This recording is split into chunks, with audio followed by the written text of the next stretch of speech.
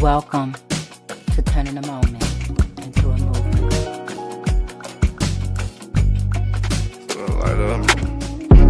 Just let the light of mine. I'm gon' let it shine. I'm gon' let it shine.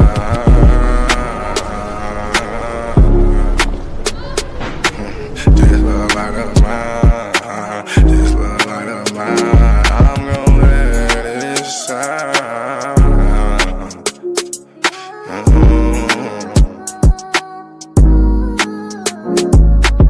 This little light of mine, I'm gon' let it shine.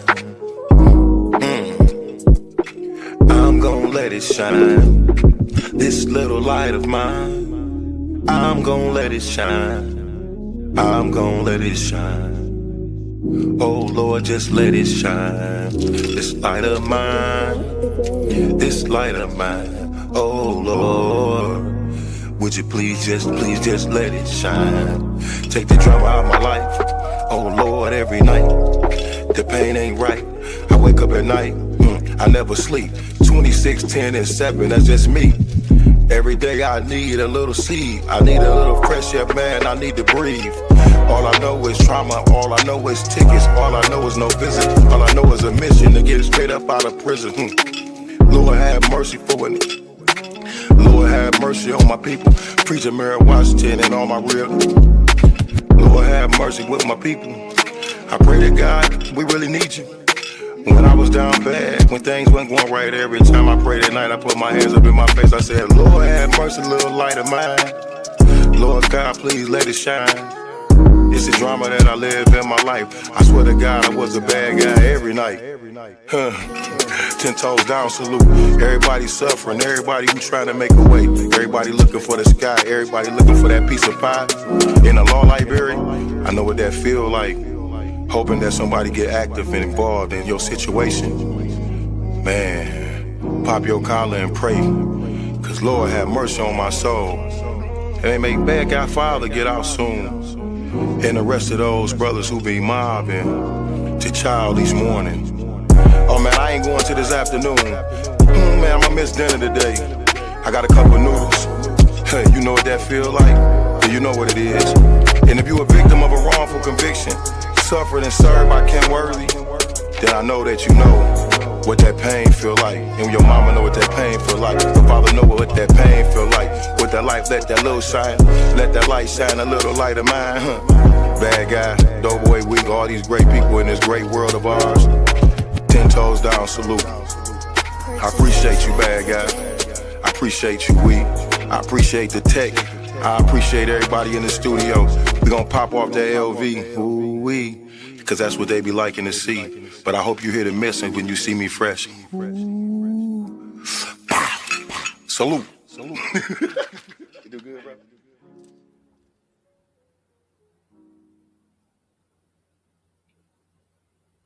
Greetings, everyone. It's been a minute. Hello, hello, hello, and welcome back. We're back to turning a moment into a movement. And I am J Love, your host. I want to say to Larry Donnell Smith, thank you for allowing us to use your song, just in case, because we get hit on it every time we use it, but we have permission. But yes, thank you, Larry, for allowing us to use your song. But yeah, we're back. And Turning a Moment into a Movement was created by me. But it was birthed when my son Gerard was wrongly convicted of a crime he didn't do, innocent, and he went to prison for that. And because of all the experiences I had and all the people I met on that journey, that's why we're here today. Our mission, turning a moment into I can't even say it. It's been a minute. However, turning a moment into a movement was inspired by the wrongful conviction of Gerard Haycraft and built from the urgent need to create a safe, empowering space for all who have been harmed by injustice. Our mission is to shine a light on wrongful convictions, over sentencing and neglect of those who are mentally ill and medically fragile within the criminal legal system. We are committed to uplifting voices, sharing truth, and advocating for those too often silenced. Through education, community organizing, and courageous storytelling, we work to disrupt the systems, policies, and patterns that fuels injustice, transforming awareness into collective action, and turning every moment into a movement for real change. That is why we're here. Thank you for joining us. So I know you guys like, it's Saturday at 5 o'clock. So yeah, we're like messing with the time a little bit. We're trying to change our time to see what's a good time to come on. So we're trying out Saturdays. And so thank you for joining us. And I'm going to bring on my partners in this. Trische Duckworth, Reverend Tia Littlejohn. Hello. Hey. How y'all doing? Guys, how are you? Blessed in spite of any mess. I know that's right. This is kind of, out in daylight. But they say sometimes you gotta pop out and show them. Yeah, Absolutely. it's cool. Yeah, so I think Reverend Tia's mic is muted. But anywho, while she's getting her mic on, Yeah, I'm just talking, saying, yeah, we are here. It's time. Them locks is locking, girl. Them locks is locking. Mm-hmm. Yeah, locking. Yes, looking good, sis. Mm-hmm. So it's been a minute, you guys. So let's catch up. Reverend Tia and Trische. I know Trische, you was at the Black Summit last week. So just fill us in about that. Let us know what happened. The Michigan Black Summit. Right, that's right. Last week in Benton Harbor, last weekend. How was it, Trische? First of all, this is my first year going. I have been hearing about it. I wasn't able to make it the last 3 years. When I tell you, like, for me, being able to be in an authentic space, right? And just be myself. Well, I'm going to do that wherever I go. Mm-hmm. But it was just to see a sea of us, right? To see something that was just for us, right? Mm-hmm. To talk about what's going on in our communities from the grassroots level to a legislative level to environmental level. I mean, like, there was no stone unturned. I gotta give a shout out to Trenton Bowen, to Deshauna, to Tracy, and the entire team. Anybody that had anything to do with the Michigan Black Summit, it was stellar. And the gala, gala was off the chain. The gala was off the chain. If my child was out there on the dance floor, my child is a little socially awkward. So, but I think for her, it just was that good feeling. You know what I mean?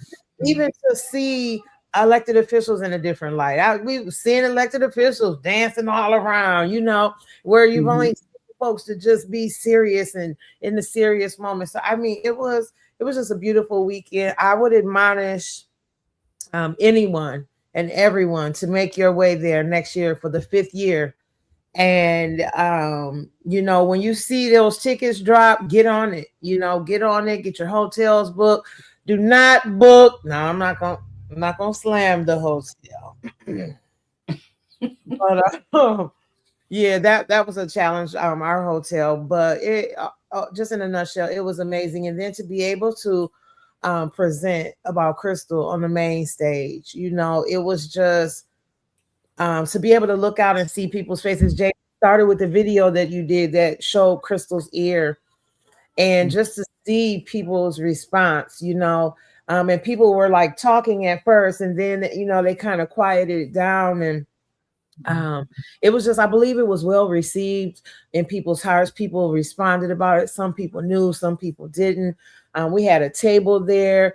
We were blessed that we had a big old board right at the front door. So when people walked in, that's what they seen, to the left. And then we had our table. Tracy, which is one of our faithful volunteers, that girl got every single letter signed. She, come here, come here, you need to sign this, but it was just an amazing time. Oh, and teach them how to fish. We conducted our first workshop. So I was there, I guess, at Survivor Speak with our table, but we created a workshop called Beyond the Bullhorn, Finding Your Place in the Movement. And so we were able to have a workshop to be able to just kind of kick it with folks. I mean, it was just a blessing. I walked away from there feeling like if we could come on one accord. And there were people in places and spaces there that I had challenges with, okay?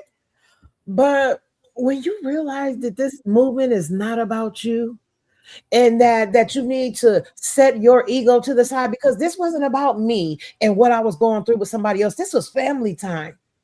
This was time for us to come together heart to heart, because we don't do that enough. I had to speak this morning with the Ann Arbor Dems, and that's why I said sometimes we're so in our head when it comes to dealing with one another, but we got to learn how to get in our hearts and get heart to heart. And so that's what that moment was for me, and I was just so grateful. I was so grateful.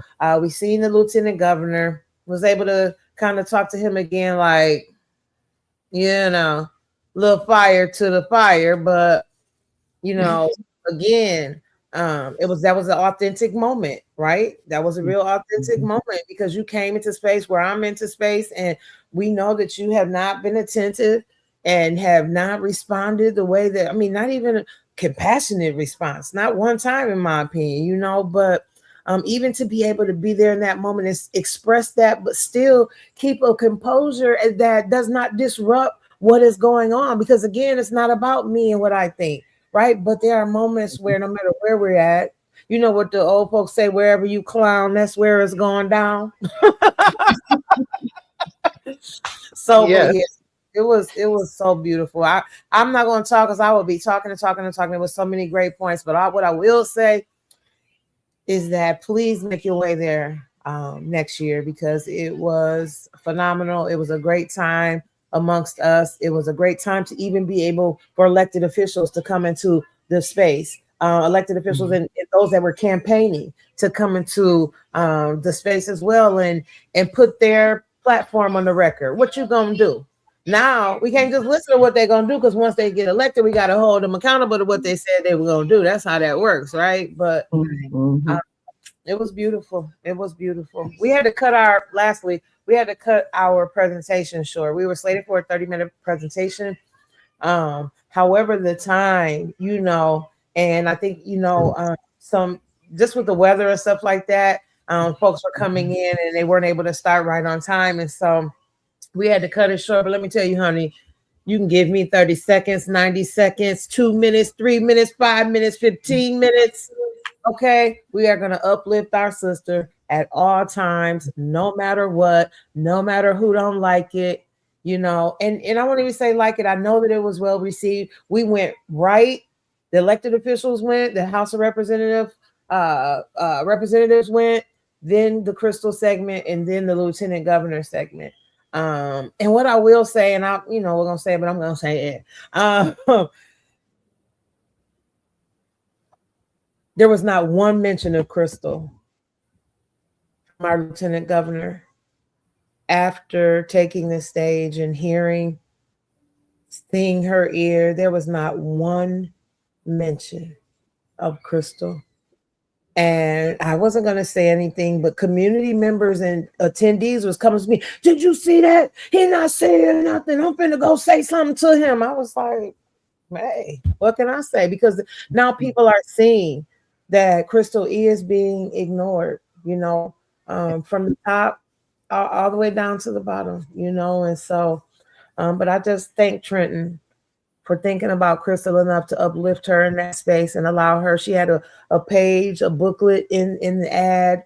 So now people went home with that booklet and they'll be able to look at it and give a call on her behalf if it hits their heart. So it was just a moment of togetherness and still being able to uplift Krystal.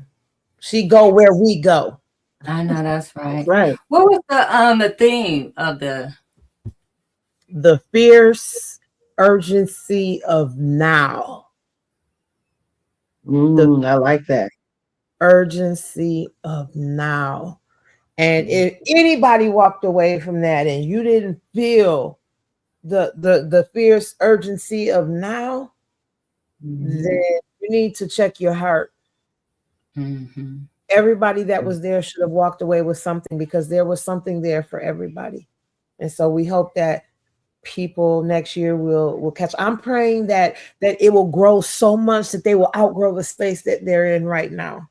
We need that. We need to come together. We are the only race, well, I won't say only, but maybe, that will not come together no matter what. Some people, they get together, make billions of dollars and don't even like each other, but they understand the common goal. And if we could just stop fighting about what we disagree on and focus on what we do agree on, then we can make change. Yeah. Amen. Amen. I agree, Trische. We always, it's so easy to focus on what divides us. But what about what could bring us together, what we can all agree on and build off of that? Yes. And if we can do that, it would be amazing. Reverend Tia, what you been up to? Oh my goodness.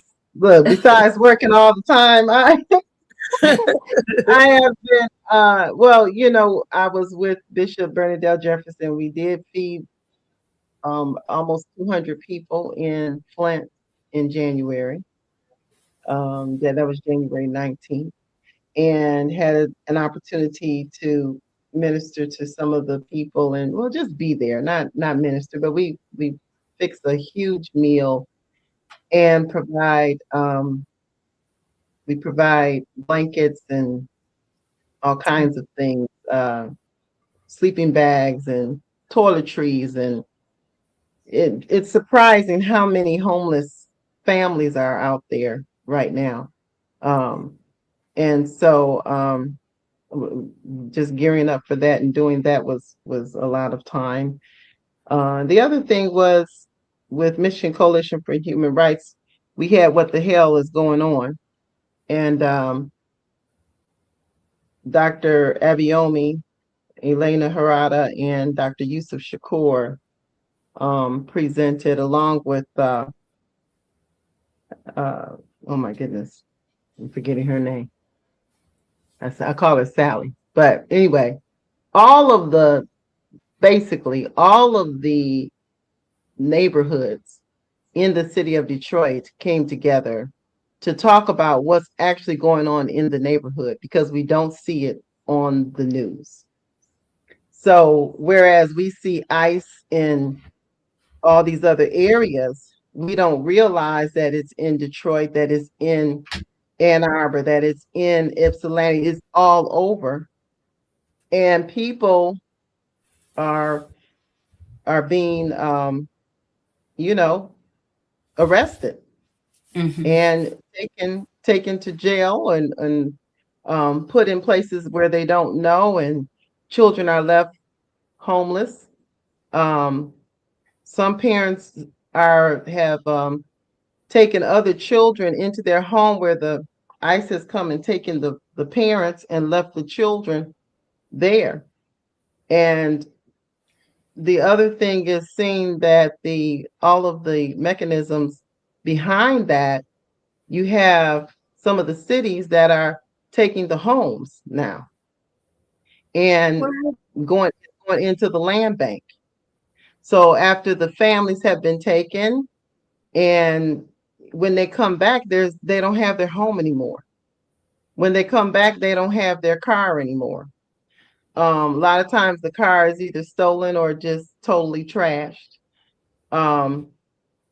So it's, not only getting the word out, but seeing basically how can all of the communities come within the cities to help one another and to be there for one another, because they're not talking about African Americans that are being arrested by ICE. They're not talking about it, but it's happening.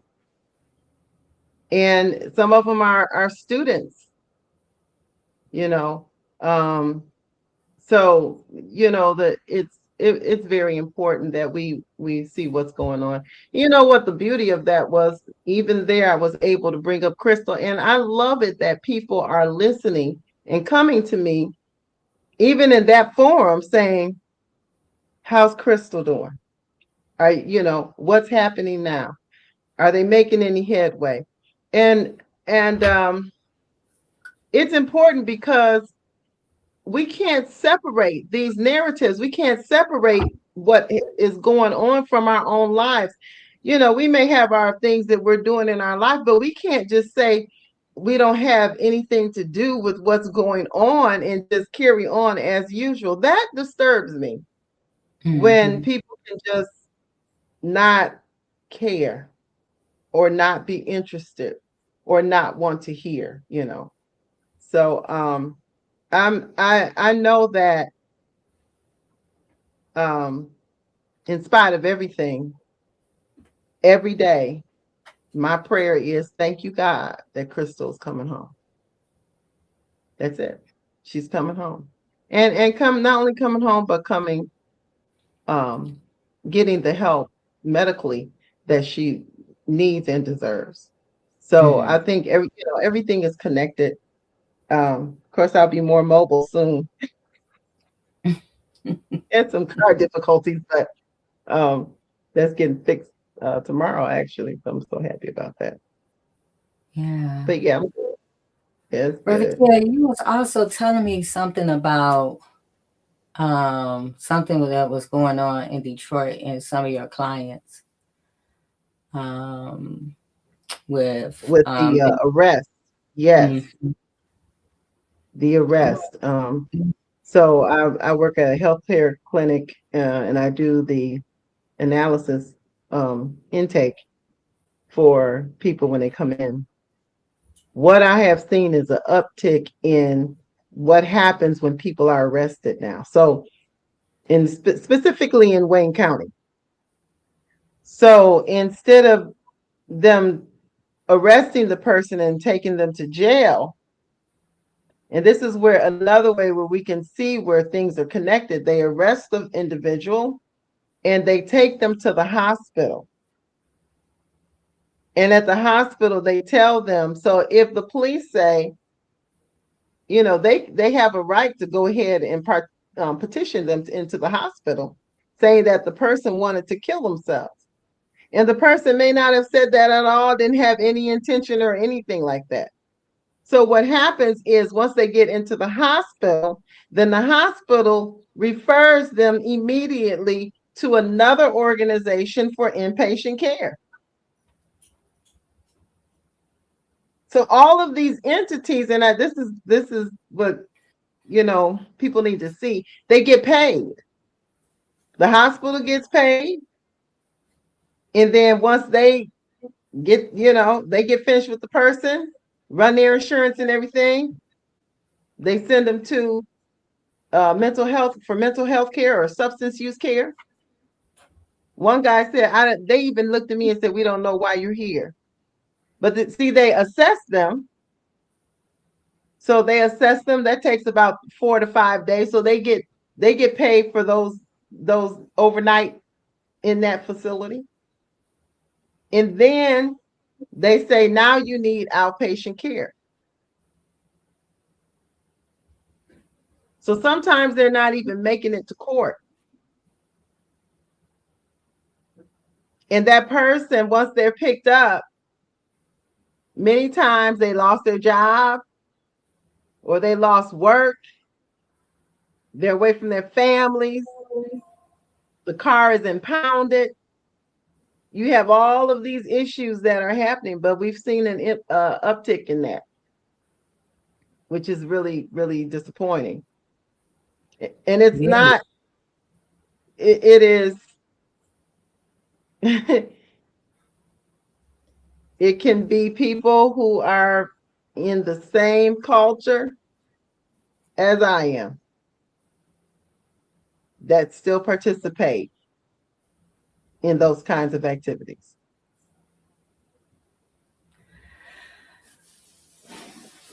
That's concerning that you can. It's kidnapping. Yeah. Take these people away for 4 or 5 days. And then they got to go through a whole, couple of weeks of a process before they can get back. Of course, you done lost your job. Yeah. And then I think about the agitation, right? You're holding me against my will. I don't really know why I'm here. Then when I start going off on you, oh, see, I told you they're crazy. See, they're so, so it's like, no, you can trigger somebody into a reaction. Doesn't mean they're crazy. Really, it means that you are, because you're going to kidnap somebody. You know what I mean? But again, because people don't know about this stuff we don't know most times until it happens to us or somebody within our close proximity. And that's why I was challenging the A2Ms this morning. We have to learn how to look beyond our scope and see what's going on. And I am definitely very compassionate. My heart goes out to what's going on with ICE right now, because it can be any of us. That ain't nothing but slave catchers. Okay? That ain't nothing but slave catchers out there. But there is no reason that somebody should be ripped off the streets like that.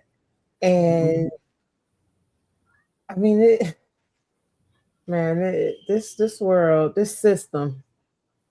And we have to really pay attention to what's going on. I know, we don't want to be we're not on the front lines of it, but they're open. I was just reading about, they're talking about opening up a 500-bed facility near the airport. Yeah, Romulus. Yeah.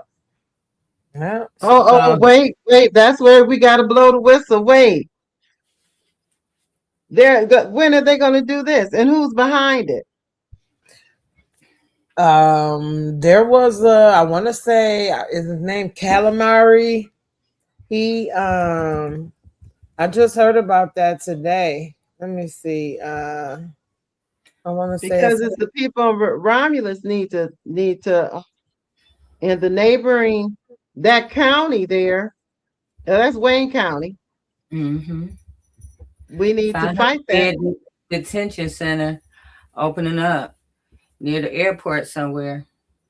We don't need any more detention centers. They're not doing what they're supposed. We don't need any more. We don't need any of that. Right. And so when you see all these detention centers just popping up, it's and so I was listening to somebody and they were talking about like, they want to remove all these immigrants and everything. It's not that many of them compared to what y'all trying to do. So what is that going to spill over into our communities? And so have to stay alert. They're making we might be in some of these 500 bed facilities, fighting and trying to get out of it. So, what kind of, you don't know where they're taking people. They're not putting them in no system. You can't call the police and find your loved one. You got to call them and try to figure out what they may or may not tell you, where they are. So it becomes a big search. So we have to start paying attention to this stuff. We're acting so far removed because it's not us right now. It's not us, but it is. It is. Yeah. So if they don't have, go ahead, Trische. No, I was just gonna say if they are killing our Caucasian siblings that come into contact with ICE, I don't understand what we're not understanding. We know what this looks like. Mm-hmm. We've been there, but we act like we're so far removed, and that's where I'm saying we got to wake up. We got to come back into reality, man, because I hate for it to come back into reality when you getting snatched up next. We don't know where this going. They just got some guy that wants to erase everything. What did he just appointed some guy. It's like the most racist, just white supremacists ever. Like these are the folks that are making laws right now, that are in positions of power. Y'all better wake up, man. I'm telling you. And I'm going to tell y'all what, if y'all don't wake up, when they start putting us somewhere they're going to put us, I'm going to tell them, take you first. Yeah. Hey, get them. Right. Right. You say, get No, because even the minister who was from, I think that was Second Baptist Church at the Dr. King ceremony that we were attended. He was talking about that the things that we should be focusing on: self-defense, learning how to use a gun, gardening, learning how to store your own food. Like these are things that we our attention span is just like this, right? And we on to the next thing. We might be shot for a minute. Tomorrow we on to the next big thing, but the next big thing should be paying attention to what's going on, and not only paying attention, preparing yourself mentally, spiritually, and physically. It's the time to quit eating all that crazy stuff and start taking care of yourself. Exactly. Exactly. Put that stuff down. Because you're drinking your water. You need to get you some good water. Good one. You need to start eating good whole healthy foods and put that sugar and stuff down. It's time now to get serious. We just been living carefree, just living life, and not saying that you can't live life, right? You still should live life, but also you should be equally concerned. Yes. And equally educate yourself and educate your family and having conversations, because if you want to just be prepared and be well-rounded and not so just out the loop, there's some calling. Now you calling everybody. What's going on? What they say? So we have to do better all across the board. They're trying, like, this is Black History Month, right? And we should give, like, educate ourselves. Like, there's a lot of stuff that I'm still learning in regards to our history. So continue to educate yourself, because they're trying to erase all this stuff. They're taking down all kinds of stuff and getting rid of books. Come on now. Some of our parents and grandparents lived through the same type of behavior, and some of it is triggering for them because they live through and they understand what it is. We playing around with it, and they know. So we used to have papers to move around, or else them slave catchers was gonna be on your head. If you was going from one station to the next, if you didn't have your papers, that meant you was on the run, right? Tell me what's the difference. There is no difference, because our brown folks, Latino folks, they gotta have their papers. If they don't have their papers, if they can't present who they are, they're out of there. So I'm saying, we have to understand that if it happens to one of us, it happens to all of us. And I think we need to do that across the board with many different things: wrongful convictions, what's going on with Krystal, what's going on with ICE. My heart, what's going on with ICE, but doggone it, we can't do nothing about that as much as we can do something about what's going on locally.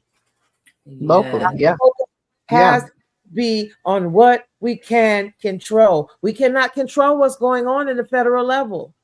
And if we don't have strong Congress folks that are going to push back, we definitely don't have any power on that federal level. But if we on a local level, I don't care what T-Rump is doing. I don't care. As Jane Elliott calls him, T-Rump. I don't care what T-Rump is doing. What are we going to do? What mutual aid are we going to introduce? How are we going to take care of people that can't eat? If you don't help take care of your community, they're going to be busting in your house. Hello. That's right. That's saying whoever feeding you, that's who owns you. So we got to have a plan. We should help each other. And we got to know when we are feeding the machine, and look at how we spend our money, so that we're not feeding into these organizations that are contributing to our own demise. We got to recognize when we're feeding something that's against us, and how that, these, even the prisons and the detentions facilities, all of that is backed by a corporation. And some of the ones that they tried to put in other places, they decided not to do it because corporately they felt the push. And then the board of that corporation said, we need not to do this. So there has been success where CEOs have rescinded the agreement to allow the government to purchase that land or that facility. They rescinded it because the people fought back, because the community came together. And so this is what we're going to have to do, that. In the closer, Romulus, that's close. We gotta fight where we can, and take our families back, and stop going places by yourself. Out there at night by yourself, not having any protection. We have to be more conscious and aware, and we got to know too that they're trying to pass a law now that we won't even be able to vote without having a birth certificate or a passport. Now, personally, that won't affect me but it may affect somebody I know, I'm sure. Right. So, And so these are the things that we need to be aware of, and I'm praying that um and they're doing things to distract us from the things that do affect us. mm-hmm. And that's one thing that will affect us. But we can't be so distracted that we don't come together and call our representatives and be on their heads about these kinds of things. And should not be. Mm-hmm. It should not be, because right now the citizens are being treated as terrorists. Mm-hmm. And this is an unfortunate thing. Yeah, one of these weeks I'm gonna have to get Marvina on here to talk about what's Marvina Haynes to talk about what's going on in Minneapolis, because she's out there. She's out there. They're blowing whistles. They're alerting people like that. They're living this whole thing, and even though they took some ages of wages recently, I think they said like 700. Where they going? You know what I'm saying? Yeah. And then here, the ICE is here, but it's not being televised and broadcast like it's being televised and broadcast there. So we have to do our own due diligence. And another thing you said about the distraction, that's to keep you off of what you need to be focusing on. We so busy focusing on the files. You got to get your IDs and stuff together and make sure you have a birth certificate, because the closer they get to election time, the harder it's going to be to get in all this stuff. You better believe it. So, and even, things are going to change. It's not going to be the same way. And so we have to be like, open our minds to know that things are changing. And things are also changing for the good too, because people are coming together. People who never came together before, are now coming together, and seeing, the pain of each other, seeing the humanity in each other. I think me and Trische was talking about that this week, about people seeing the humanity. Like, we had a tough week this week, Krystal was having a tough week, and we're trying to just keep it alive, her name lifted and in every space. And that's hard sometimes, especially when you have people backdooring you or belittling you or whatever the case, something always going on in the background. So with that being said, sometimes I'm looking back like, where is the humanity? Where's the humanity? How can you see somebody suffer like that and not feel for them? The first thing comes to your mind is what she do. Should it matter what she did? Should anybody be treated that way? Anybody? We can't even treat pets in the way that they're treating these women, how they're feeding them, how they're caring for them, how they're, the medical care is shabby, all of this stuff. So when you hear these things, when, we're talking about it's freezing in there and they're telling us it's 80, it's 80? It ain't even 80 in my house, but it's 80 in that prison. But when we're talking to Krystal, we hear. I'm hearing it. I can hear the call. I hear the tears. It's one thing that, for me, I'm hearing all the distress, not only with Krystal, it's other women that's talking in the background that we hear talking or may talk while we're talking. So you're hearing this distress from people, and then somebody want to gaslight you with it's 80 in there. Okay. That don't mean we're backing down, because we know she's cold. We know she's freezing. So, where is the humanity? Where is the care? Where is the empathy?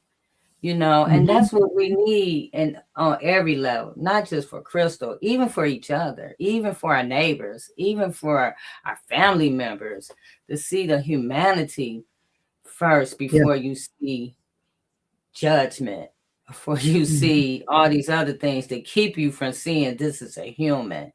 The more you disconnect to people's humanity, the more you look at them that's they're less than and you treat them less, and you talk less, you talk down, and we're all one traffic stop or one, mistake for being in the same place in the That's right. in that moldy, cold building, you know. So we had to start looking at people like that with compassion for not only even for yourself. I guess if you Yeah. can't see compassion for you can't even see compassion for yourself, then you can't even see That's right. compassion for others. When you're not loving yourself, you can't love others. So, or see the love in others, or see love because you don't even love your own dang on self. That part. So, Yeah. we just, that's accountability too. We had to Mhm. take that as we go on in this series that, we're going to be talking about accountability and action these months going forward. We also have to see not only in systems but within ourselves, Mhm. because if we don't take accountability for our own selves and our own how we show up to people, how are you going to ask somebody else to be accountable on how they're showing up to you? That's right. This stuff That's that's right. going on really is a reflection of what's going on with us. It's horrific, it's big, but also we have to look at ourselves. And I think that's one Mhm. thing that we have a hard time doing is looking at ourselves. Yeah. Yeah. And seeing the person as us, you know. Um, anyone who talks to Krystal or sees her and can't identify, then I question their own humanity. Mm-hmm. If you can look at her and talk to her and not have any empathy and not be able to see the inhumane treatment and the insanity of the whole thing, then I question your humanity. I mean, that means I don't, are you a human being? Because why would you want another human being to suffer? And when you think about it, are we so used to suffering? Are we so used to suffering that suffering is like a thing? Like we're okay with that? We're okay Mm-hmm. seeing the suffering. We need to ask ourselves that. We need to ask our children and those around us in our families. That's okay. That's okay for you to see suffering, and you're okay with that. Have you been so desensitized through media and movies and all kinds of games that it's okay? That's okay. You can't feel anymore. Mm-hmm. There is a part of humanity that I think has been stripped away for people to be okay with that. Mm-hmm. And so if you've gone and you've spoken, if you've gone behind those prison walls and you can't identify with people, I've even been to prison walls, behind prison walls in Texas, and ran a camp, a 1-day camp. And this facility was all male, but it was a detention for youth. All those boys, all those boys. And I didn't just see all those boys, I saw sons, I saw Mm-hmm. children. I saw children who have aren't going won't have an opportunity, children who are were going in one place, going waiting to go into the prison as an adult. So we got to be able to ask ourselves, where am I on the humanity scale? Am I human? Because I've just decided that many people that I've listened to and that I see, they just cannot be human. They're subhuman. I don't even know what to call them. Yeah, and that's why some people are okay with people locking children and stuff up in cages and separating them from their family because they don't even see the humanity for them. And even when I look at some of these ICE people running around here, especially the ones that look like us, you run around here being ICE for real. You're like, you the new slave catcher, 2026. You because Master said he was going to give you a $50,000 signing bonus that you don't even get. You get a little bit each year you stay. And if you don't stay, you got to pay it back. All of these things that you can't see the humanity when you think that's okay to do stuff like that for money or for anything, So we have to be more, have more awareness of what we're doing, what we're accepting as truth, because what's going on here is inhumane. It's inhumane. I watched how they took the 5-year-old baby and set them in the driveway for the mother to come out, like used them as bait. And it made me think about, our ancestors. They took our babies, used them as alligator bait.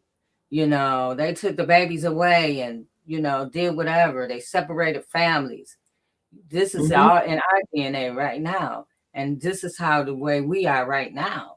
So you're doing it again. You know what I'm saying? So again, we like what Trische was saying, we have to focus locally. That's what we have to focus locally. That's right. First starts at home with yourself, and then outwardly to look at who you're electing. Look at who you're, who's talking like you, who talk to the people. I never talked to legislators this much in my life, but I get why it's important because they don't know. They don't know what's going on. They need you to tell them what's going on. Really, honestly, they do need you to ring their phone. They do need your emails because they're operating on. If you're not getting in contact with them, they're operating like everything is okay. That's right. Everything's okay. Nobody's calling me. Nobody's contacting me. They're here for you're paying their salary. Their salary comes out of your money every day, every week, every month. Talk to them, contact them, get their number. Yes. Don't be afraid to talk to them. That's what they signed up for. Even if they say, hey, it's 8 o'clock, you signed up for it. That's right.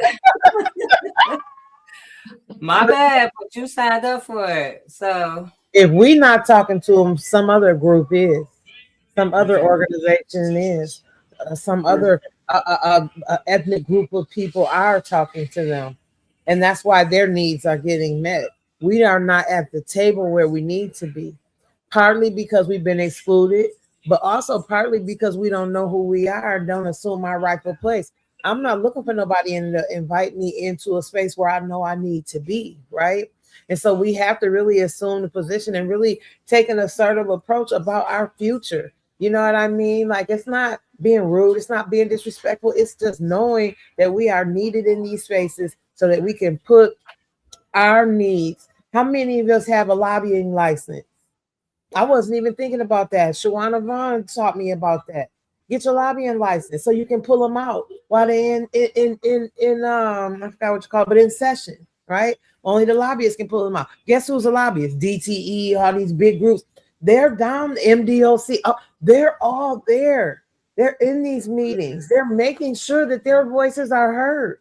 If our needs are not present at the table, it is because we are not present at the table to make sure that our needs are front and center. And that is on us. Right. Now, Yeah. we can make our Yeah. needs, if we continue to present our needs and they are not being met, then that's on them. And then that's when we need to alter who we vote for. Okay. But if we are not showing up, we can't keep pointing the finger at people when we're not in the places and the spaces that we need to be to advocate for ourselves. Ain't nobody coming to save us.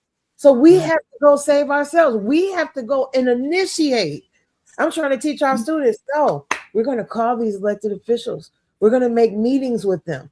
We're going to, it's not enough to just email them. Okay. That's not enough. We've been emailing Gretchen, sending letters, everything. She ain't responded. She ain't said 2 words. I'm trying to figure out how I can serve her, but not responding to us.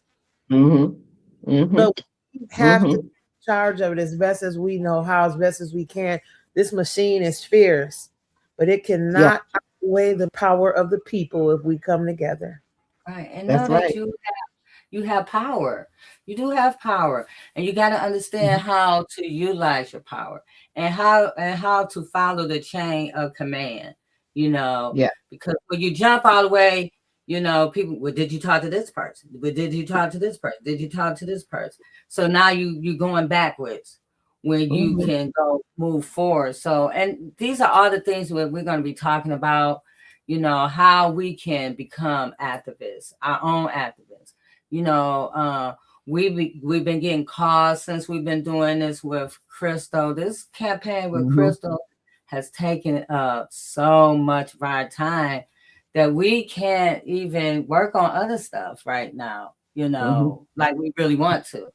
And so, but guess what? You could be your own activist.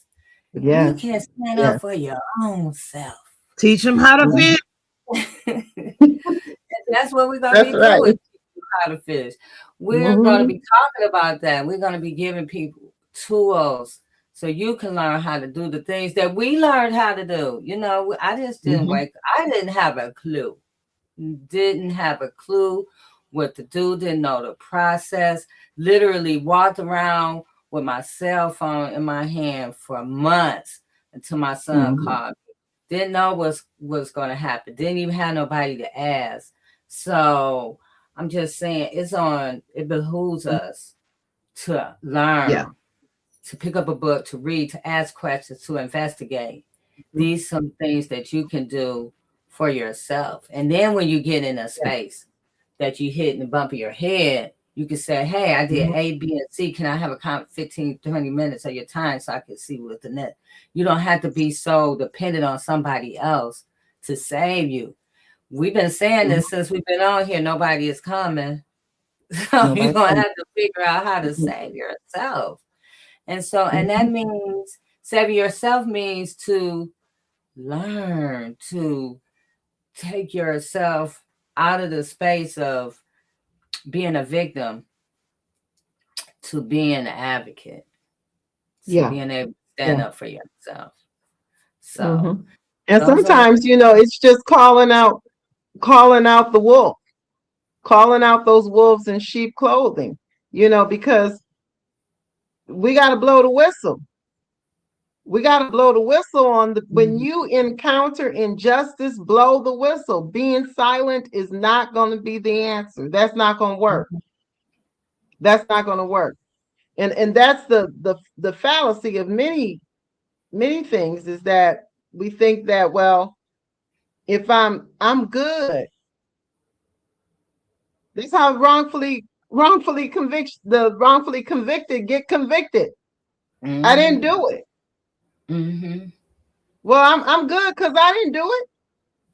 Or I can go on down and talk to the police because I didn't have nothing to do with that. It appears to be clear.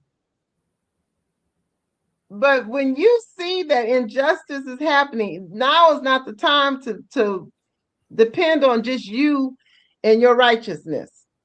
It is time to blow the whistle, uncover it, shout loud. That squeaky oil, the squeaky wheel gets the oil. Shout, tell everybody, get help. Talk, let it be the topic of your conversation so you can get the help you need. Everybody's not going to be there to help you. Everybody's not going to come when you tell them. So many, you said something that's so true, Rabbit Tea, because on this journey, and you was there with me from the beginning, Rabbit Tea, so many people said, I never tell my story. I never said anything. I never, and so I like, okay, let's tell your story. You know, that's what, so that's why we here, you know, the fourth Friday of the month, every month, we're going to highlight a wrongful conviction story. So if you have a story, we need you to email us. You can email us at turning a moment into a movement at gmail.com. I'm trying to find our banner. But you email us, and here it is. Yeah. Email us. Let us know your story. Give us the details. Where can we find the case? All of that, so we can look it up, so we can help you highlight your story. You know, I know teach them how to fish. We're going to be doing some things on how to effectively tell your story. How you can, even your story, you can do it like in an elevator pitch. And I remember, was that Leah that you had on there, Trische? Who was that? That was Bridget Brown Jackson. Amazing. She was amazing. How she was telling us how to tell our story. So we're going to be, you know, teaching that, because sometimes you get lost in the story. You want to tell so much. You might not have time to tell that much. You might have 5 minutes to try to get somebody's attention. And you need to know what is the important parts of your story to tell in those 5 minutes. So we're going to have some workshops for that too, as well. You know what I learned from you and Trische was, don't let nobody else tell your story. You got, and doesn't mean that nobody else can, is that you got to get the right people to be able to tell your story. Don't just allow somebody else to have the control over telling your story, because they may not say it right. They may not give the right information, and they may have underlying motives that we have seen. So I can't wait for these workshops. This is so necessary for our community, because it's a survival technique. Yes. I see Larry watching us on Instagram. Yes, we have to know how to tell our stories, because if somebody going to change the narrative, your story to their narrative, then your story all messed up, because you never stood up and tell your own thing on stage. Tell your story. People are ashamed. I had encountered that, you know, in this journey. Like, people was telling me, like, I couldn't do what you was doing. You know, I don't even want to like think about it, because it's just so much. And that's what happens. We don't want to talk about it. We don't want to think about it. And the cycle continues to happen. So we have to empower ourselves to think about it, to talk about it, to get rid of that shame. That's something that's a whole religious piece I don't really want to get into about right now. But the shame thing, we have to let that go, because that's what's holding us, helping to hold us in bondage, you know, because we're so ashamed that we don't want to tell it. We don't want nobody to know. And so we have to do all these things to empower ourselves. That's how we're coming for 2026, you know, and we're going to highlight the wrongful conviction stories as well. But we also want to teach you how to be more empowered to tell your stories and to help yourself and help your community, help your family. You know, it can't be all on one person. It takes all of us, really, honestly. Those people in Minneapolis, it's a lot of them. You know, they all out there blowing their whistles and out there running the street. It's going to take all of us for change. It's not going to take one or two. It's going to take everybody doing something, showing up some kind of way. So, with that being said, I want to talk about, Trische, I want her to talk about our unsung hero. Mm-hmm. Yes. You caught me with a chocolate chip. Oh, my bad. So, all right, look. I was asked to do a piece on an unsung hero for this church program, and they didn't even play it at the program, but I ain't gonna say nothing about that. Mm-hmm. But I started looking at people, and I'm like, where am I looking? I already know who my unsung hero is. And so now I'm going to, I know who my unsung hero is, but you might not know. So I'm going to introduce my unsung hero to you. Jay, take it away. Good afternoon. During Black History Month, we often honor names that history's already decided were worthy. Dr. King, one of my personal favorites, Harriet Tubman, Malcolm X, Rosa Parks, and rightly so. But today, I want to honor someone whose name may not yet be in the textbooks, whose story is still unfolding, whose courage is not celebrated enough. Today, I want to honor my unsung hero, Krystal Denise Clark. An unsung hero is not someone who seeks recognition. It's someone who stands firm when the cost is high. Someone who tells the truth even when it is dangerous. Someone who keeps breathing hope into a world that keeps trying to take their breath away. Krystal Clark is that kind of hero. Krystal is a Black woman who is currently incarcerated at Women's Huron Valley Correctional Facility. Let me be clear. She is not a statistic. She is not a file number. She is not an inconvenience to the state. She's a truth teller who's actually wrongfully incarcerated. Krystal's had the courage to speak out against the conditions inside that facility. Conditions that include toxic mold, medical neglect, and systemic abuse. And instead of being protected for telling the truth, she's paid a heavy price for it. Her health is deteriorated. Her body has suffered. Yet her spirit is not broken. That is Black history. Because Black history is not only something that happened centuries ago, Black history is happening right now. In prison cells, in hospital beds, in courtrooms, and in the voices of Black women who refuse to be silenced. Krystal reminds me of the women who came before her. Black women who spoke the truth and were punished for it. Black women who were called difficult when they were actually brave. Black women whose bodies were treated as expendable, but whose voices changed the world anyway. What makes Krystal my unsung hero is not just her suffering, it's her humanity. Even while fighting for her own life, she still advocates for others. Even while in pain, she still shows compassion. Even while being ignored by systems that are designed to protect her, she has not stopped demanding accountability.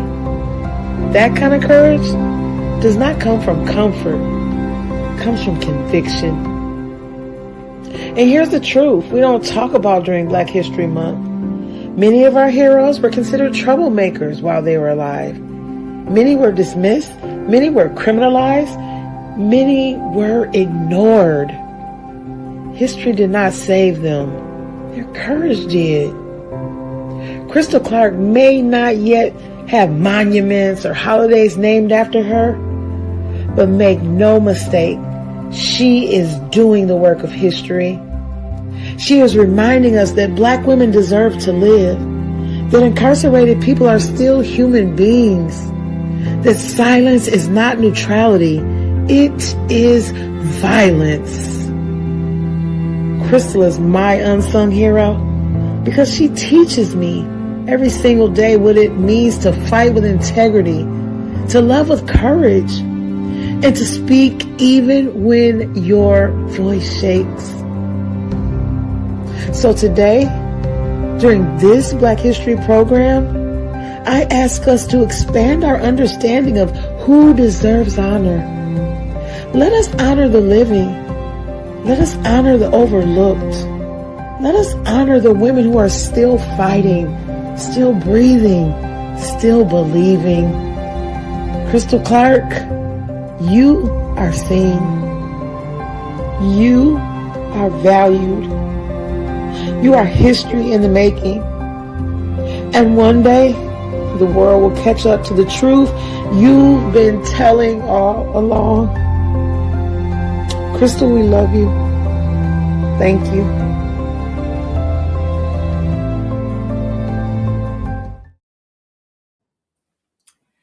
Yes. Yes, that's beautiful. Yeah. I think that I Mm. added music to it. So this was Trische first time hearing it with the music. Mm. Beautiful. You know, Krystal still sings. She still prays for people. She still sings. She's still trying to lift up others. That is so true. All of it. Amazing. I call Krystal and she'll be praying for me. Like her, I mean, she'll call me and she praying for me. She's like, oh, I hear it in your voice. You know, I know you now. I'm like, okay. But yeah, to add on to Chris, as we are right here, we want to ask you guys to join us. There's going to be an oversight committee hearing, public hearing regarding the conditions at Huron Valley and also the condition of Krystal Clark. This is going to be February the 24th at 9 a.m. in the Capitol Building, room 352. We're asking that you get there early because I was told the seating is limited.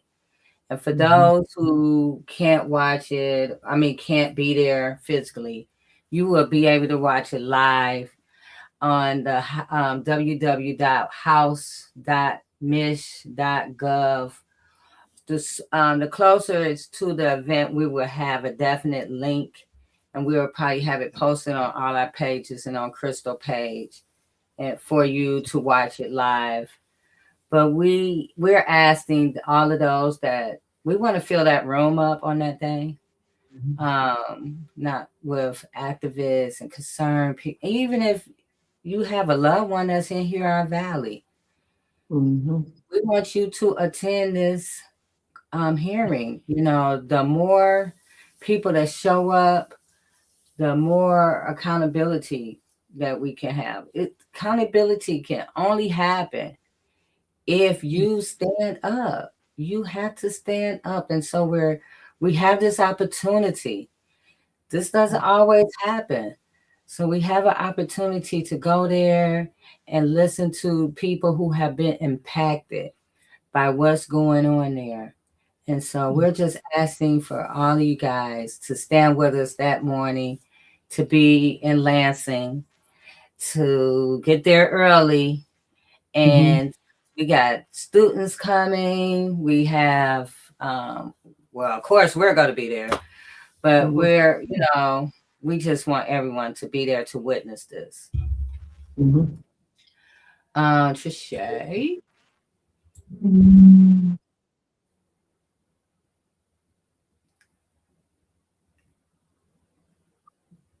Beautiful.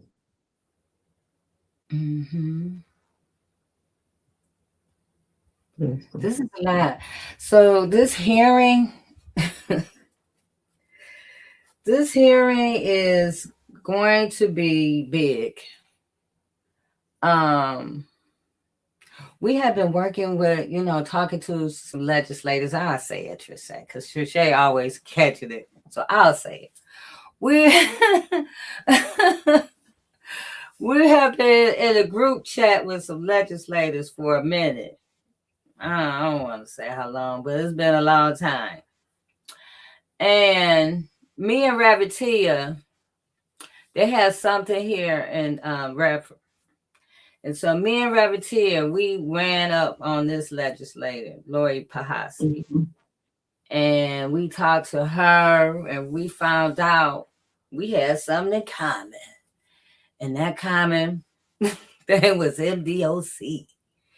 And so she was all ears. And so the more things that we would do and advocating for Krystal, we would share. We were sharing it with her as well. Shay was sharing stuff, I was sharing stuff. And so next thing we know, this one lady stood up and asked for this public hearing. Sometimes it only takes one. We talking to about 6, and it only took one.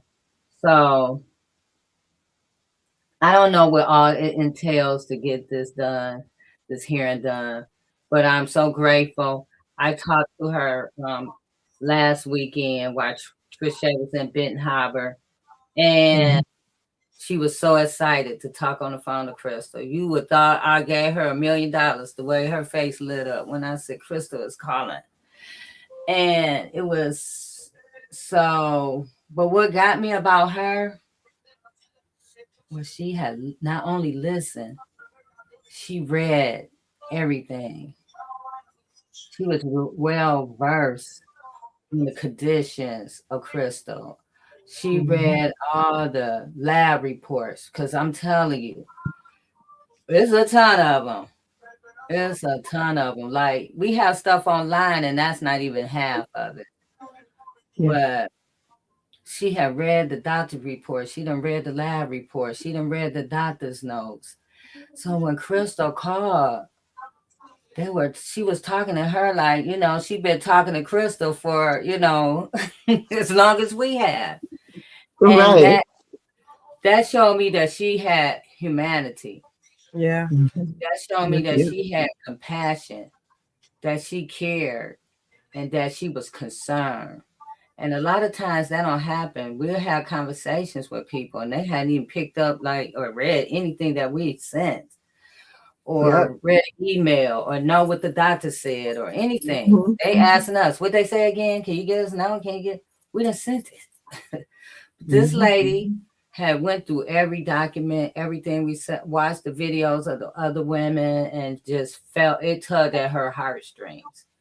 And we're meeting more and more. And I have to say this to Trisha, because I have noticed that we're meeting more and more new people that can't look away, that is tugging at their heartstrings. And they're not asking about what happened. They're looking at what's going on. And they're like just finding that it's insane that nothing's being done. We showed a picture of her where her ears, I guess we had a video of it, where the ears is all black and full of mold, but now they're turning black. And so as well as the legs turning black.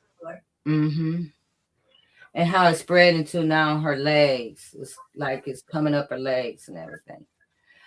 So I'm saying this all to say that I'm so grateful for this opportunity for these women and those who are impacted. There's some whistleblowers that's going to be there, that's going to be speaking up.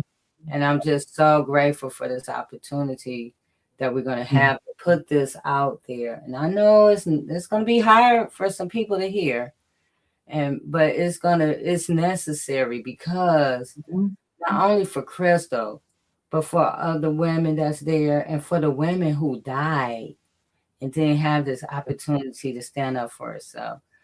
I know, and Trisha can talk more about this, talking to Jennifer Wallace's children. I mean, they're like so inspired to stand up, and they just lost their mother for being there. And from what I gather, she was wrongly convicted as well. And so it's a lot.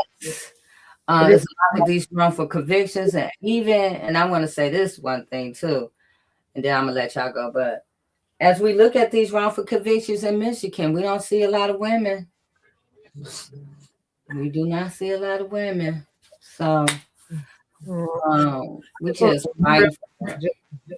Go ahead. To piggyback on that, we was getting nowhere. The Dems, we've been reaching out to them for 4 years. So the Spirit told me to reach to the Republicans. And so I did. So shout out to Jay DeBoyer, Sarah Leitner. We had a meeting with Sarah Leitner, Angela Regis. Who else did we reach to? We reached to Ann Boland. We really didn't get a lot back from them. But so, and we asked Mr. DeBoyer, hey, can we have a public hearing? Right? Rest of this public hearing from them, and they said, well, we don't know, so many people ask for public hearings, and so we don't know, and that they just left it at that. And it just speaks to how one man plants, another man waters, and God gives the increase. Because I knew about Miss Pahusky because we had been talking about the lawsuit that she had. But it's like we had already toiled the ground over there, right? And then here she come, and it was just like right, like a puzzle piece, right? Where, again, we talking about some elected officials who don't even read the paperwork we sent. That's how you don't have no empathy, because you don't know what the hell really going on. Because there'd be no way that you could look at results from her doctor's visits and not be moved to action. You're more worried about your campaigns than you are humanity. The gaslighting for me it's just unbelievable that you can gaslight on what we all know is true. This is no longer me and Jay talking and other people, advocates. This is their own building report talking. That shows everything that is going on in that building, not just that building, all across MDOC. The conditions that caused Krystal's sisters, who are now in heaven, Miss Gail Gibson, Mary Tops, Sandra Lane, Bobby Joe, Angela McQuarrie, Angela McConnell, Miss Goomer, Dorothy Morris, Donna Kojo, Ava Simpson, Teresa Dunlap.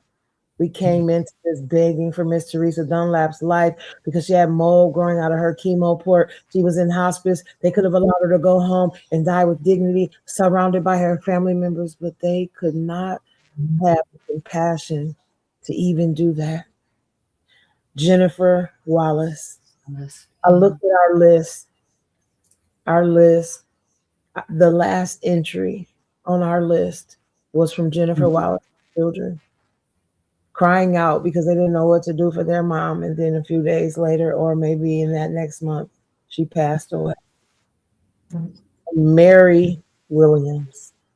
I know there are more names, but these women have died either due to those conditions or they died in those conditions. Either way, it makes their death something to me that equates to a crime. Yeah.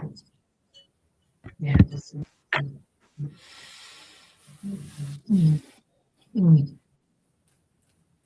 Yeah. So true.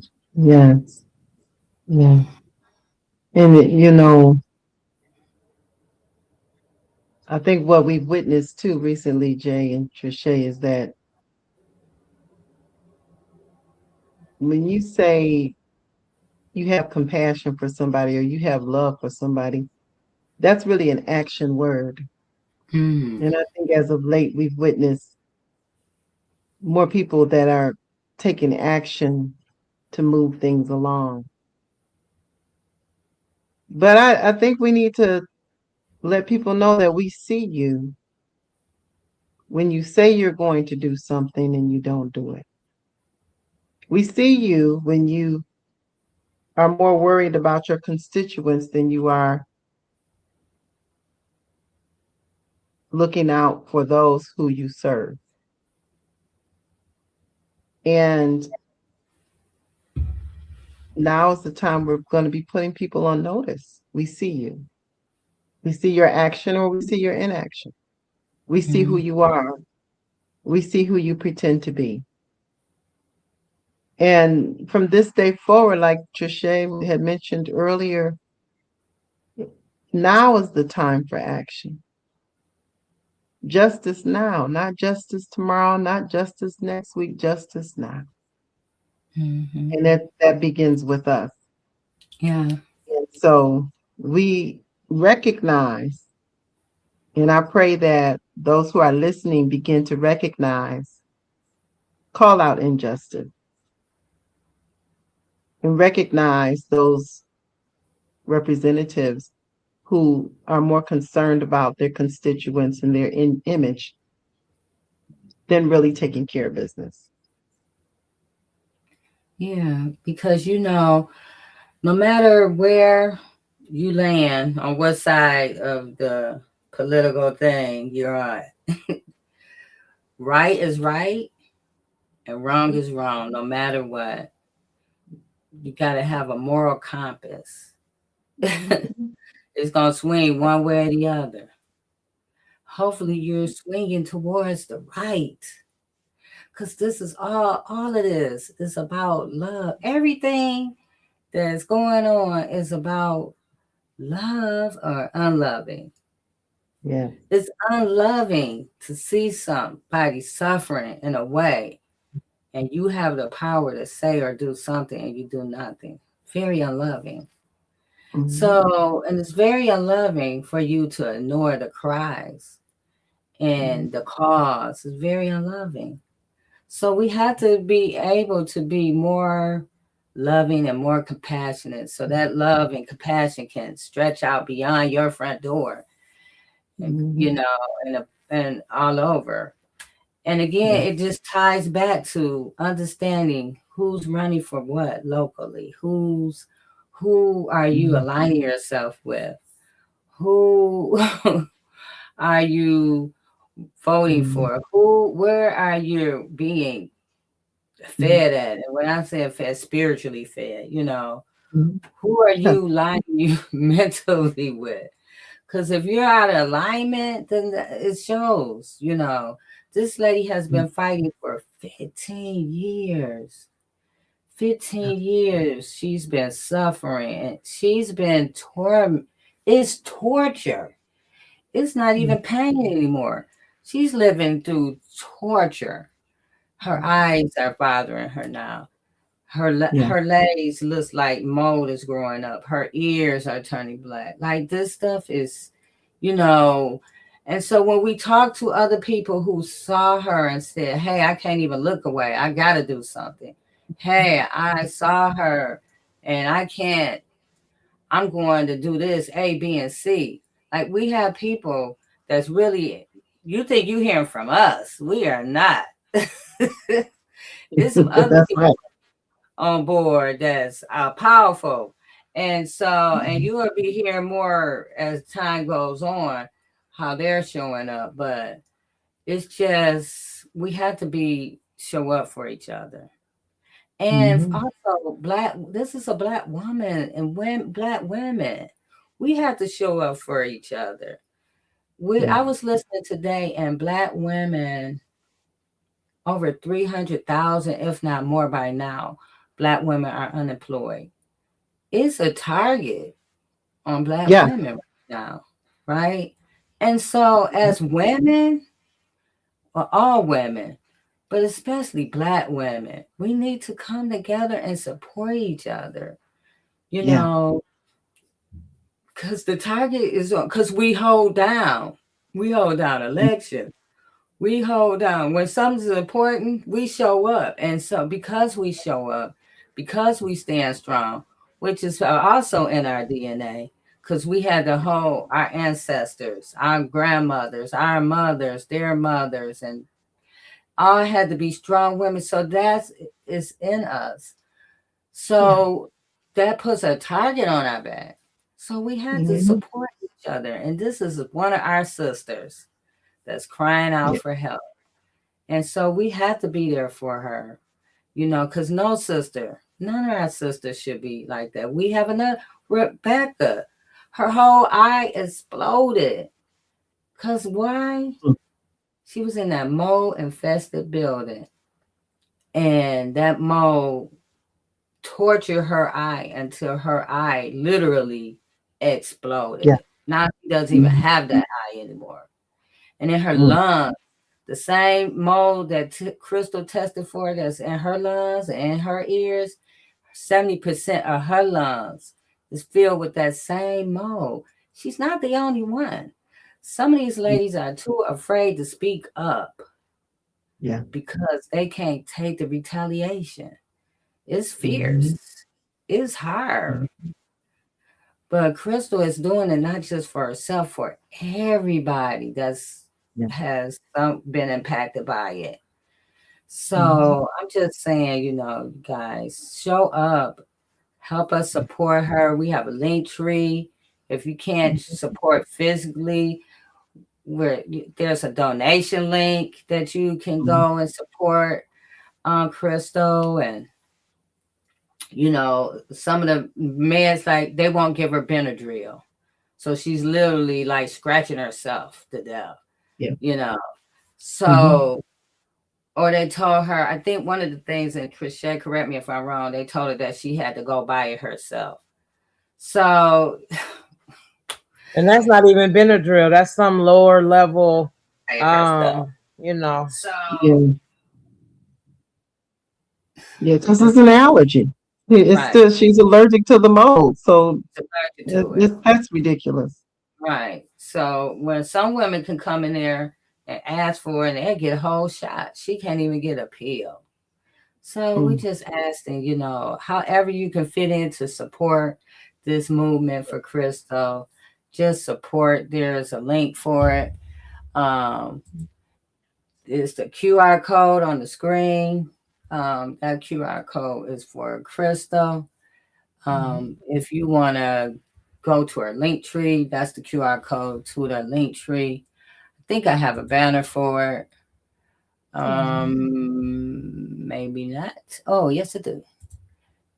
That's the banner, link tree, fighting for Krystal Clark. You could go there. You could read more about Krystal. It'll direct you to the website. You can read doctor's letters, physician notes. You can see the labs. Like we're not, in the beginning, people were like we were making this stuff up. No, we're not making it Mhm. up. We got plenty of proof, years of it. So um, if you want to support her, just go to the link tree, hit the QR code, or here's the link on the screen. And for those who are listening, it is Linktree/fighting for Krystal Clark. And support this move for Krystal. Share the videos. Share there's tons of videos. Her Mhm. Facebook book page is Krystal Clark. You can find her on Facebook. You can find stuff on Instagram, TikTok. There's TikTok videos. She's on all social media platforms. Mhm. So hey, Miss Dr. Clay. So yeah, we're asking you to support that movement and also be with us in Lansing on February 24th. That's a Tuesday morning. If you can, if not, watch it. Watch it, share with others, post it on your page, on your social media platform, so everyone can see this.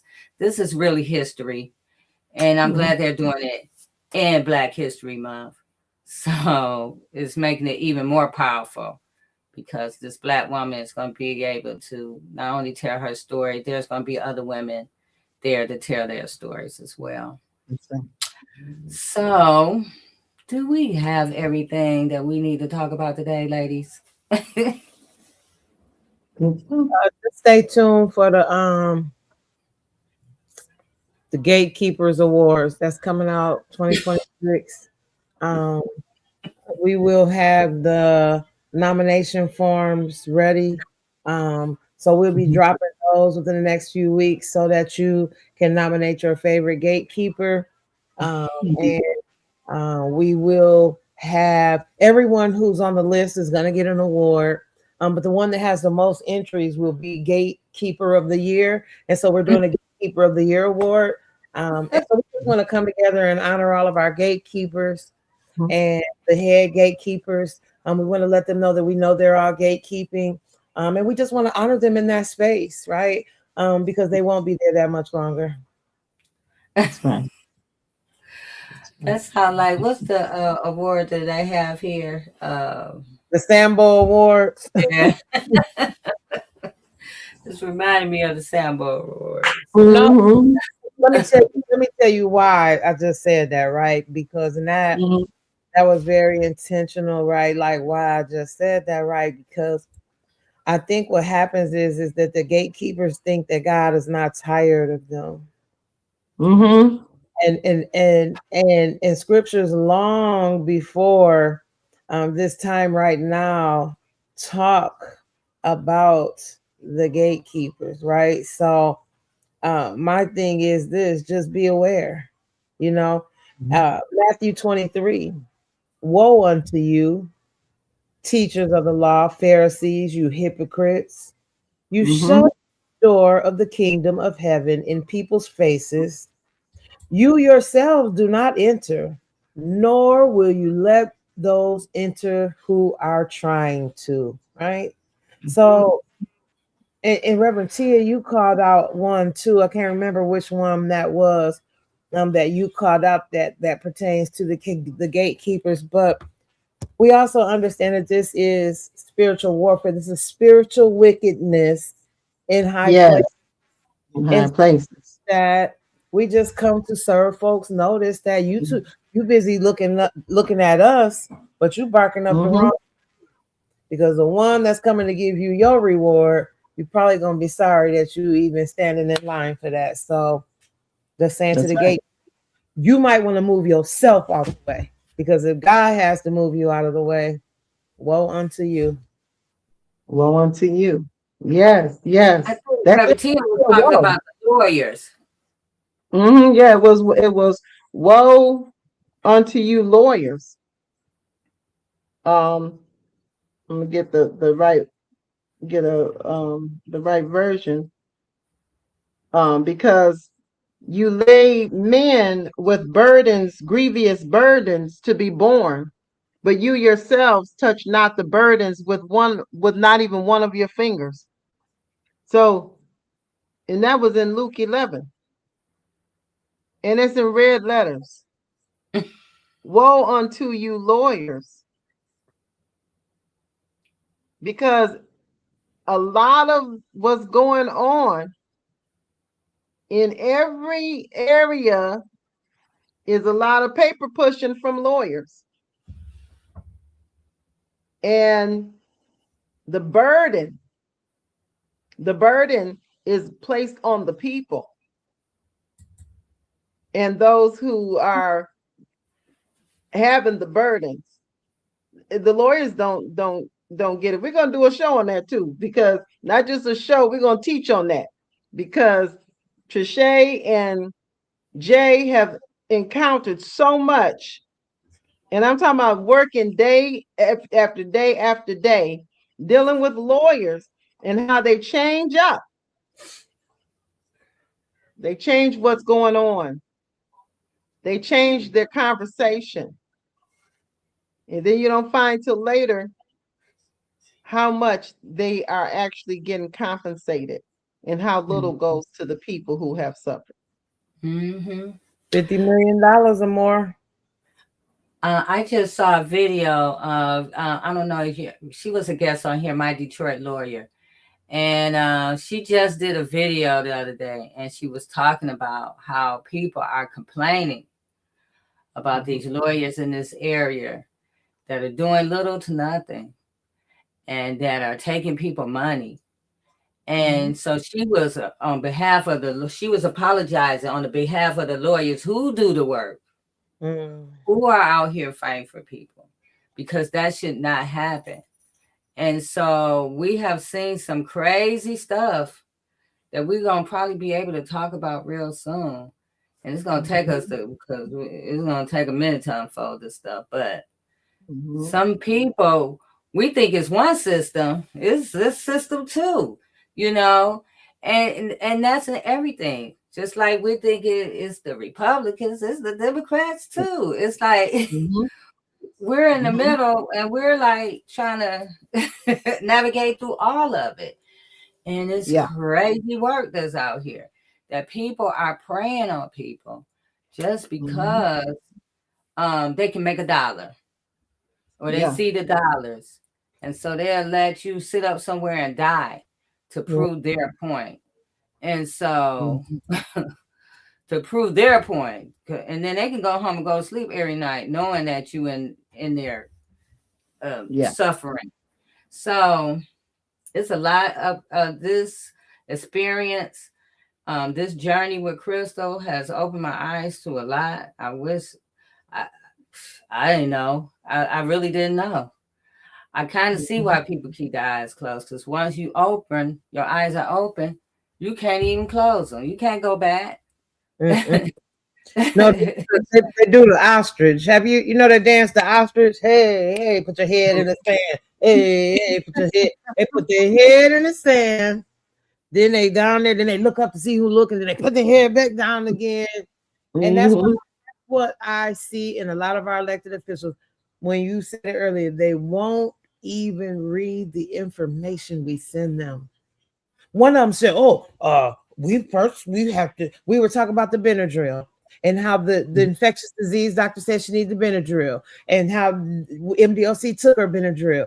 And the elected official came back and said, well, we first need to see what they said, what the MDOC doctor said. And I messaged back, I said, did you read what we sent you?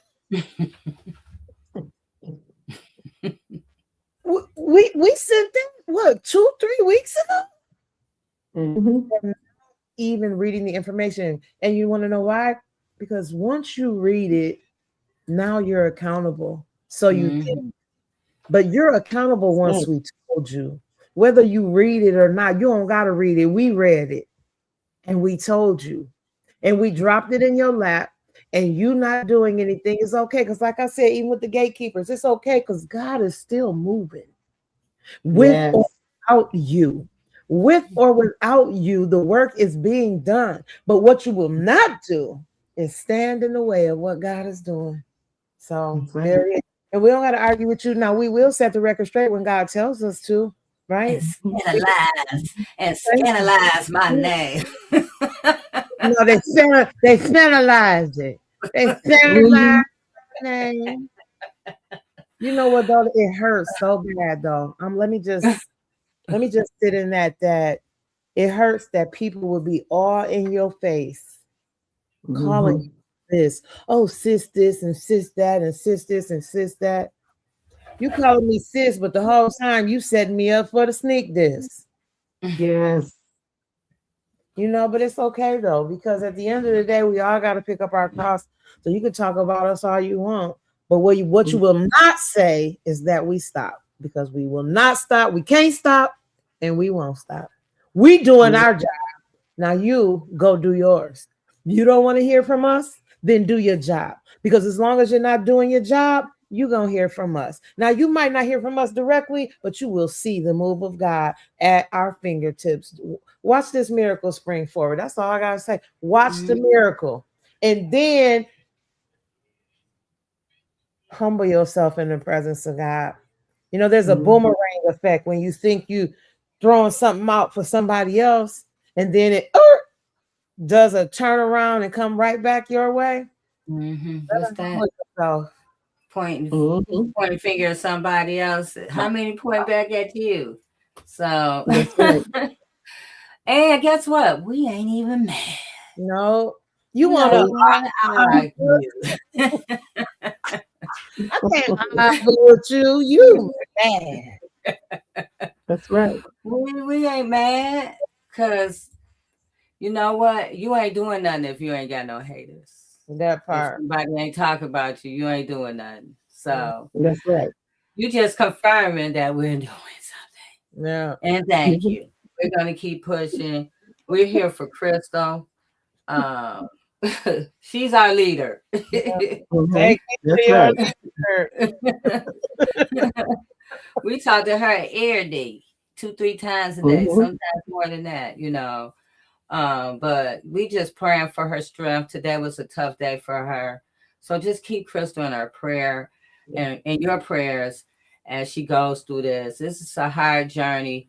And I can't even imagine one day being in her space, but 15 years of being in that space. Yeah. And she and even though it's hard, she's excited as well.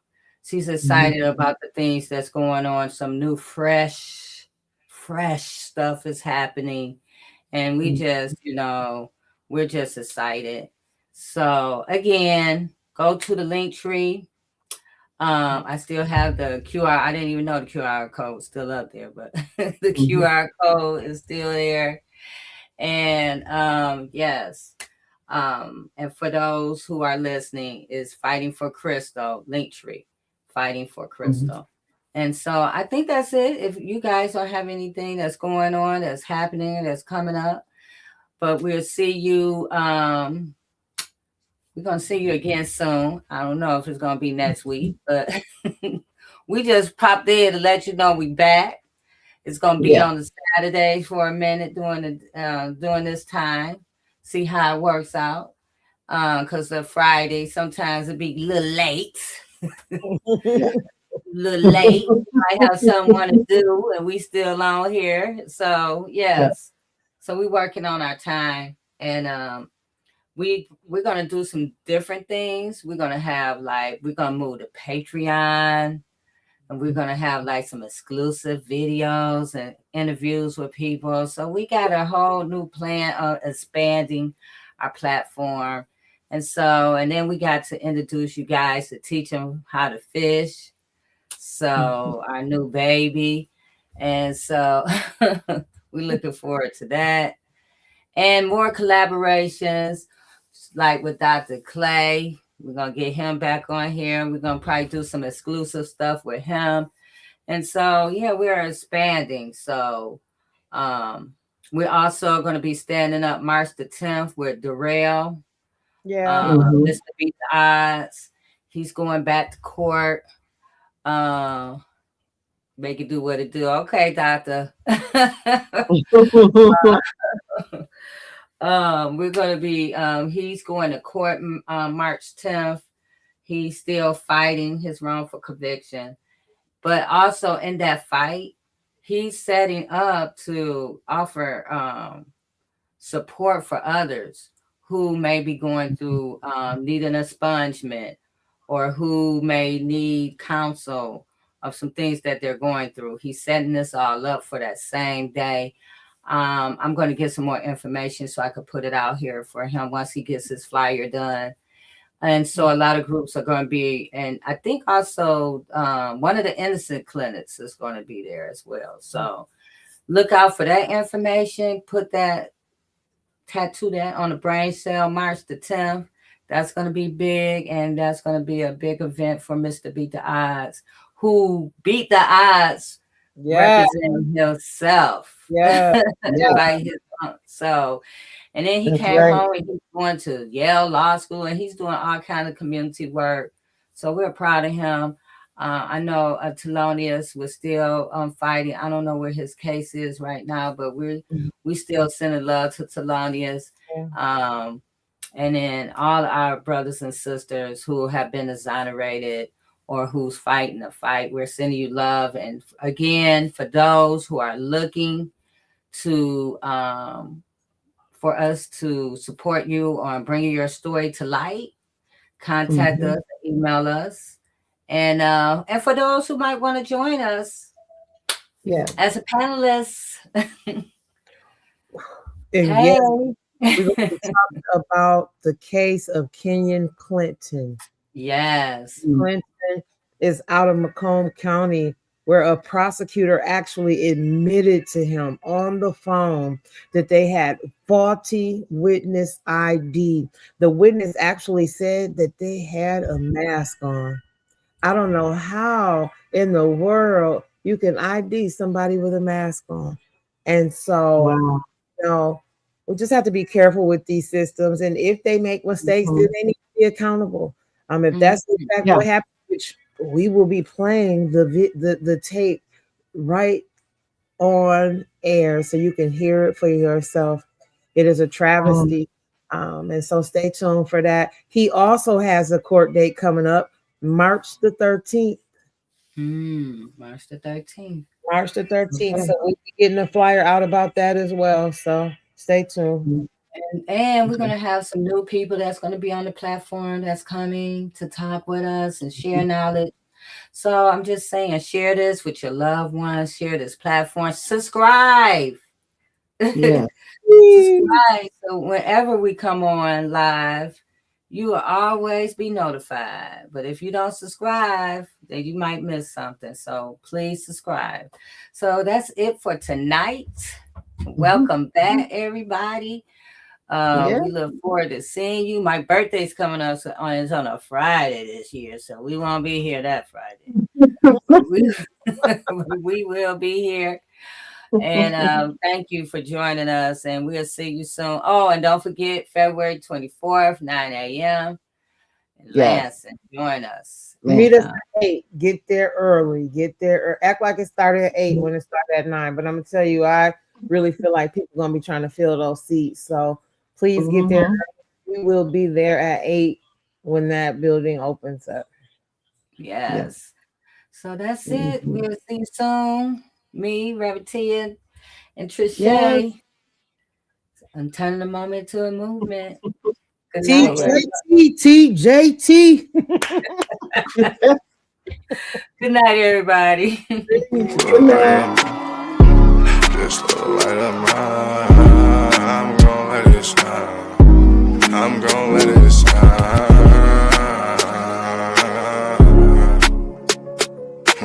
Just the light of mine. Just the light of mine. I'm gonna let it shine.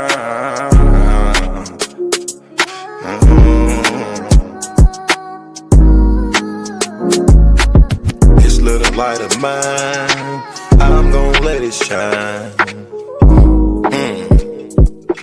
I'm gonna let it shine.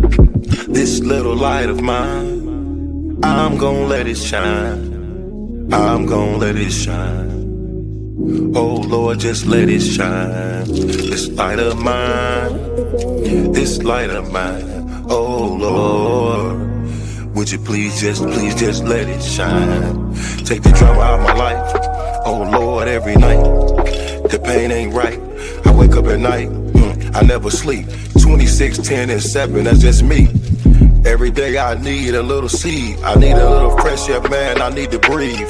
All I know is trauma, all I know is tickets. All I know is no visit. All I know is a mission to get straight up out of prison. Lord have mercy for it. Lord have mercy on my people. Preacher Mary Washington and all my real. Lord have mercy with my people. I pray to God, we really need you. When I was down bad, when things weren't going right, every time I prayed at night, I put my hands up in my face. I said, Lord have mercy, little light of mine. Lord God, please let it shine. It's the drama that I live in my life. I swear to God, I was a bad guy every night. 10 toes down, salute. Everybody suffering, everybody who trying to make a way. Everybody looking for the sky, everybody looking for that piece of pie.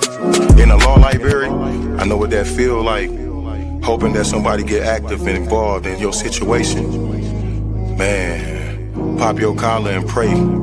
Cause Lord have mercy on my soul. And they make bad guy father get out soon. and the rest of those brothers who be mobbing to child each morning. Oh man, I ain't going to this afternoon. Man, I'ma miss dinner today. I got a cup of noodles. Hey, you know what that feel like? Do you know what it is? And if you a victim of a wrongful conviction, suffered and served by Ken Worthy, then I know that you know what that pain feel like. And your mama know what that pain feel like. Your father know what that pain feel like. With that light, let that little shine. Let that light shine a little light of mine, huh? Bad guy, Doughboy Week, all these great people in this great world of ours. 10 toes down, salute. I appreciate you, bad guy. I appreciate you, Week. I appreciate the tech. I appreciate everybody in the studio. We gonna pop off that LV, ooh-wee, cause that's what they be liking to see. But I hope you hear the missing when you see me fresh. Salute.